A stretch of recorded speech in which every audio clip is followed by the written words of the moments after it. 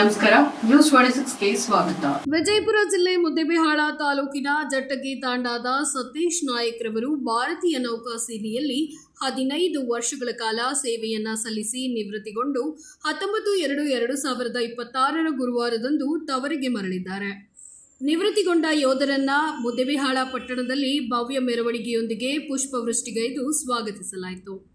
ಪಟ್ಟಣದ ಬಂಜಾರ ಹನುಮಾನ್ ದೇವಸ್ಥಾನದಿಂದ ಸಾರ್ವಜನಿಕವಾಗಿ ಮೆರವಣಿಗೆಯಲ್ಲಿ ಪ್ರಮುಖ ಬೀದಿಗಳಲ್ಲಿ ಕರೆತರಲಾಯಿತು.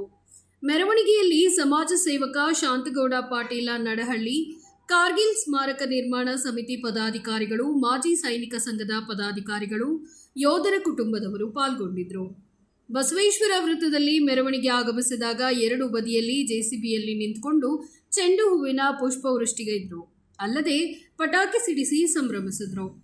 ಜಟ್ಟಗಿ ತಾಂಡಾದ ಜನತೆ ಹೆಚ್ಚಿನ ಸಂಖ್ಯೆಯಲ್ಲಿ ಮೆರವಣಿಗೆಯಲ್ಲಿ ಭಾಗಿಯಾಗಿದ್ರು. ಅವರಿಗೆ ಶುಭ ಕೋರಿದವರು ಬಂಜಾರ ಯುವ ಮುಖಂಡ ವಿಶಾಲ್ ಚಂದ್ರಶೇಖರ್ ಲಮಾಣಿ, ಅಕ್ಷಯ್ ನಾಡಗೌಡ, ಆಕಾಶ್ ರಾಠೋಡ್, ಸಚಿನ್ ಚೌಹಾಣ್, ಅನಿಲ್ ರಾಠೋಡ್, ಶಿವರಾಜ್ ರಾಠೋಡ್, ಶಿವರಾಜ್ ನಾಯಕ್, ಶಿವಾನಂದ್ ನಾಯಕ್, ಲಾಲಪ್ಪ ಚವಾಣ್, ಧನರಾಜ್ ಜಾಧವ್, ಅವಿನಾಶ್ ರಾಠೋಡ್ ಇತರರು ಈ ಕಾರ್ಯಕ್ರಮದಲ್ಲಿ ಭಾಗಿಯಾಗಿದ್ರು.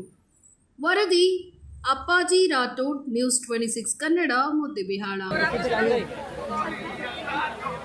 ಇನ್ನಷ್ಟು ಸುದ್ದಿಗಾಗಿ ನೋಡ್ತಾ ಇರಿ ನ್ಯೂಸ್ 26 ಕನ್ನಡ. ನಾವು ನಿಮ್ಮೊಂದಿಗೆ.